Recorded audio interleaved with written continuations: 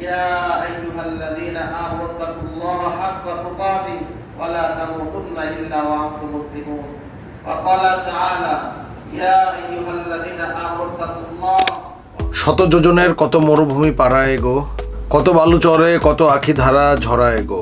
বরষের পরে আসিলে ঈদ, ভুখারির দ্বারে সাউগাত বইয়ে রেজওয়ানের, কণ্টক বনে আশ্বাস এনে গুলবাগের, শাকিরে জামিরে দিলে তাগিদ। কাজী নজরুল ইসলামের ঈদ মোবারক কবিতার কয়েকটি লাইন দিয়েই আজকের ভিডিওতে সকলকে স্বাগত জানাচ্ছি। ঈদ মানে খুশি আর ঈদ মানে আনন্দ, আর এই ঈদের আনন্দটা শুরু হয় বেশ কিছুদিন আগে থেকেই। ঈদ আসবে আসবে করে সকলের জন্য নতুন জামা কাপড় কেনার ভিতরে যে আনন্দ, সেটা বুঝিয়ে প্রকাশ করার মতো না।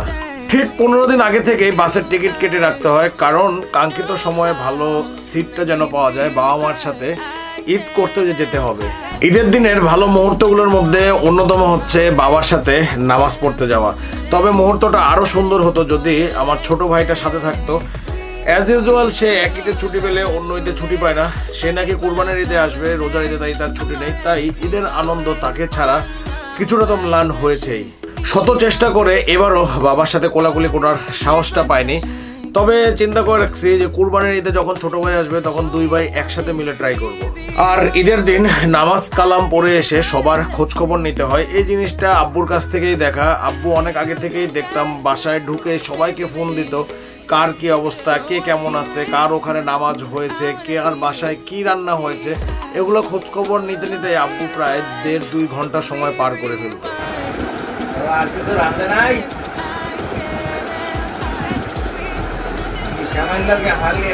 আর এরপর ঈদের আরেকটা খুশি হচ্ছে ছোটবেলার বন্ধুদের সাথে দেখা হওয়া, কারণ সেই স্কুল লাইফের বন্ধুদের সাথে একমাত্র ঈদ এলেই দেখা হয়। যেহেতু এবার প্রায় 2 বছর পরে খুলনা গিয়েছে, সেহেতু এবারের ঈদের আনন্দটাও একটু যেন বেশি ছিল। আর ঈদের দিনের মোস্ট ডিমান্ডিং আইটেম হচ্ছে মায়ের হাতের রান্না। পৃথিবীতে প্রতিটা সন্তানের কাছেই সর্বশ্রেষ্ঠ রাঁধুনি হচ্ছে তার মা। আর এই মায়ের হাতের রান্নায় দুপুরবেলায় একসাথে সবাই মিলে খাওয়ার যে একটা মজা বা যে তৃপ্তি, সেটা না খেলে অবশ্য ভাষায় প্রকাশ করা যাবে না। আর অনেক হয়েছে ঈদের গল্প, এবার ইন্ট্রো দিয়ে ভিডিও শুরু করা যাক। আসসালামু আলাইকুম, what's going on everyone, this is Zahid, welcome to my YouTube channel SRZ vlogs. আর আজকে আপনাদেরকে মিঠামইর আসার গল্প শোনাবো।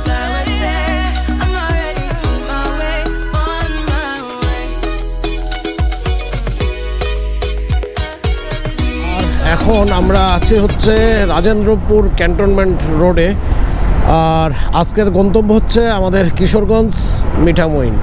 আর এবার কিন্তু মিঠামইন আমরা শুধু ঘুরতেই আসিনি, এবার আমরা এক ঢিলে 2 পাখি মারবো, মানে রথ দেখা আর কলা বেচা দুটোই একসাথে হবে। আমরা এখানে এসেছি একটা বিশেষ কাজে। আমি কোনোদিন ব্যক্তিগতভাবে মিঠামইন আসিনি, না বর্ষাকালে না এরকম সবুজ থাকার সময়। যেহেতু বর্ষাকালে আসার সুযোগ পাইনি, কিন্তু এই সবুজ থাকার সময় আসার সুযোগ পেয়েছি, তাই আর এবার আর সেই সুযোগ মিস করি নাই। ঈদের পর দিনই চলে আসছে মিঠামইন। তবে ঈদ কিন্তু আমি খুলনাতে করেছি। খুলনাতে ঈদ করে রাত 12টার বাসে চড়ে রাত 3টায় ঢাকায় নেমে পরের দিন সকাল 8টায় মিঠামইনের উদ্দেশ্যে আমরা যাত্রা করি, এবং মোটামুটি বিকাল 3টায় আমরা মিঠামইন এসে পৌঁছাই। মিঠামইনে একটা প্রোগ্রাম আছে, ওখানে আমাদের কিছু কাজ আছে। ওই কাজ করার পাশাপাশি আমাদের এবার কিশোরগঞ্জ ট্যুরটাও হয়ে যাচ্ছে। যাই হোক, মহান আল্লাহ তাআলার কাছে অশেষ শুকরিয়া যে আমরা গতকালকে পবিত্র ঈদুল ফিতর পার করে ঈদের পরের দিন এরকম একটি ভ্রমণে বের হইতে পারছি, যে ভ্রমণে একসাথে আমাদের কাজ এবং ঘোরা দুইটাই হচ্ছে। আর এই রাস্তাটাতে আসা হয়েছে অনেক বছর পরে, অনেক বছর না, প্রায় 1.5 বছর, 1 থেকে 1.5 বছর পরে লাস্ট আসছিলাম হচ্ছে ফ্যামিলি নিয়ে। এখানে একটা রিসোর্টে আমরা গিয়েছিলাম। আর এই তো এইবার যাচ্ছি কিশোরগঞ্জে।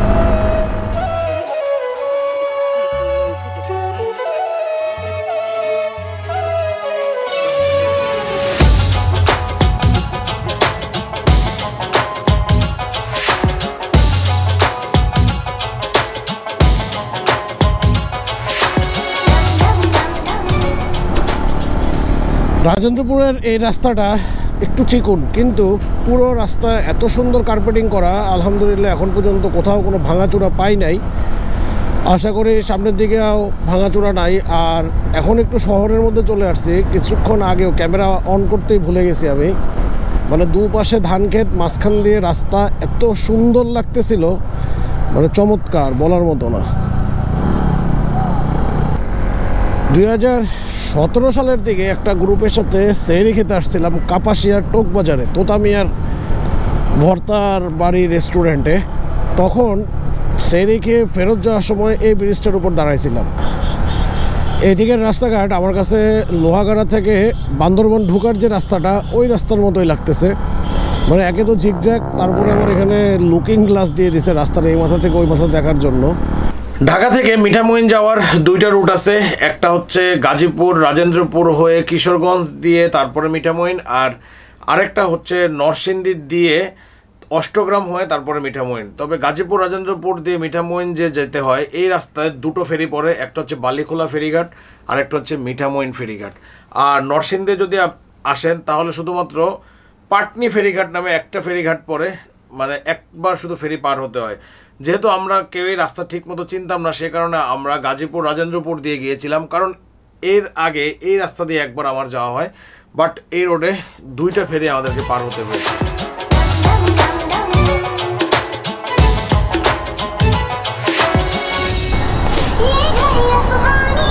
আর এই পাশে যে ফেরিঘাটটা পার হওয়ার কথা ছিল, সেই ঘাটটা পার হয়ে এরপরে আমরা চলে আসছি এই সাইডে, আই মিন মিঠামইনের দিকে চলে আসছি। আর সামনে যেয়ে নাকি আরও একটা ফেরিঘাট পার হতে হবে।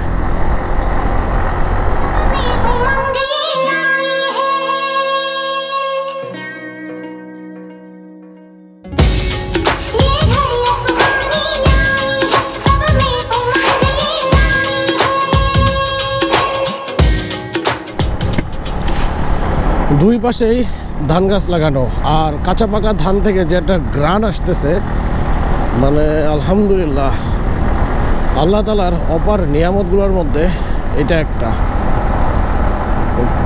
মনে হচ্ছে যে পুরো গ্রামে চলে আসছে, যদিও এটাও গ্রাম, তবে আমাদের গ্রাম এত সুন্দর না।